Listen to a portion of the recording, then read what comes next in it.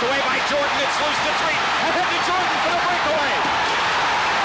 And a foul on David Wingate. Wingate hustles on back to try to defend it. Michael just up over the top.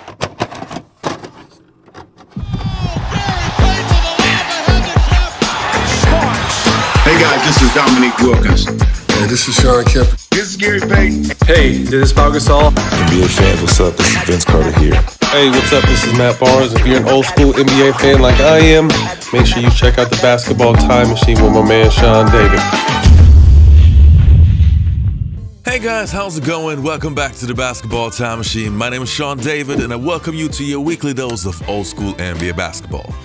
In today's episode, I want to take a look at NBA legends, talking about Michael Jordan, his legacy, comparing him to LeBron, and also one player who is not the greatest fan of Michael Jordan, but yeah, you will see it in this episode. But before we start with that, let me ask you guys for a small favor. Please subscribe to the channel and like the video if you enjoy the content. All right, guys, let's do it.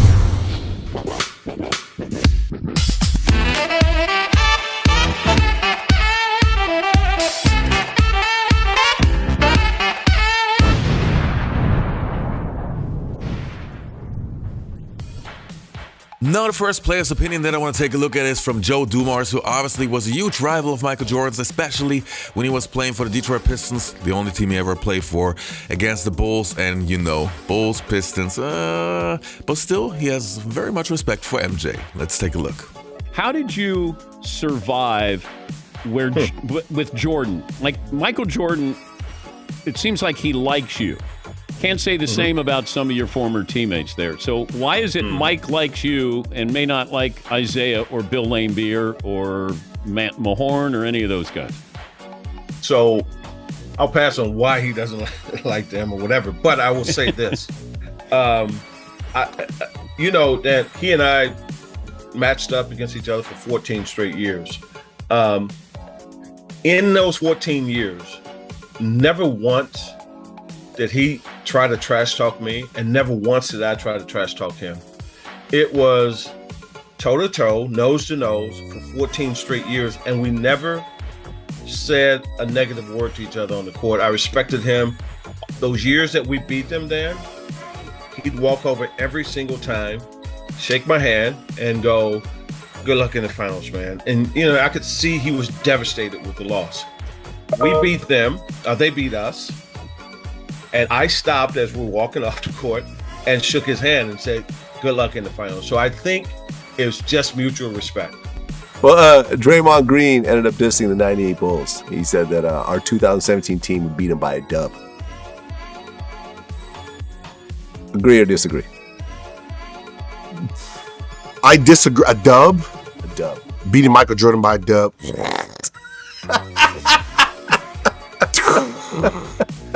I don't know, man. That man, like you're talking.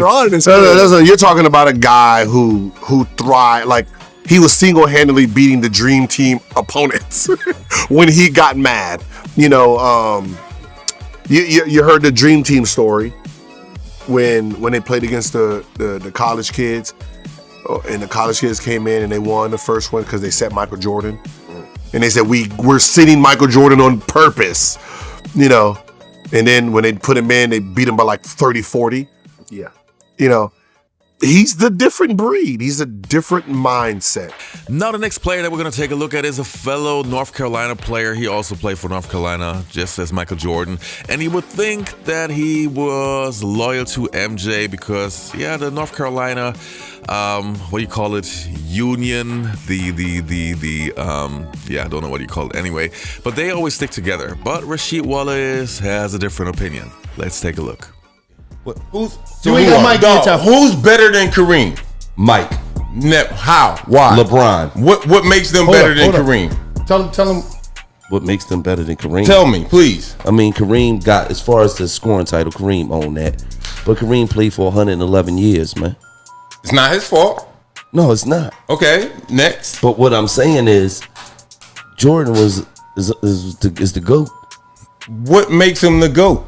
Because he was the greatest to ever do He's it. number one in one category. I give it to him. Tip my hat, 6-0 in the finals. Now that's impressive. No. That's impressive. Wait. 6-0 in the finals. Jordan beat niggas' asses so bad that he said, man, I'm tired of this shit. You niggas can't beat me, man. I gotta take a break, man. This shit too easy. Went to baseball and struck the fuck out. Right, that's cool. And had to come back. Because these niggas not a challenge.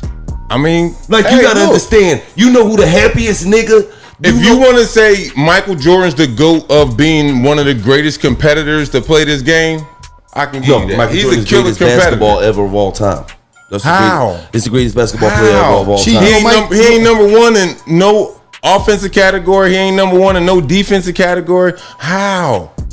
And then if you want to be like, oh, because he won championship, shit. I just named a couple guys who got more chips than him. Because the eyeball test don't lie. I mean, I'm not denying that Mike wasn't a great player, dog. I'm not denying that. Okay, but I'm just saying top five? He wasn't the great Jabbar. It's the greatest of all time. This man been retired for damn near like 30 years or more, dog. And his numbers is still sitting up there. Because he played for 111 years. He was toying with me like I toyed with high school kids back in the day. And so I would want to know, because he was freaky, those big hands and his demeanor, his bounce, his competitive will. I wonder when he realized that, because you know it. You just know it. You know, if you assert yourself, you can't embarrass whoever you're playing against.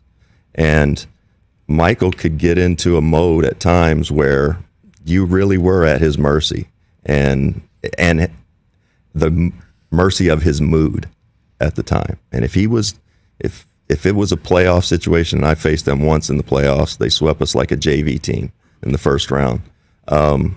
When he was engaged, which was most of the time, he didn't take days off, he didn't rest, he played every single night.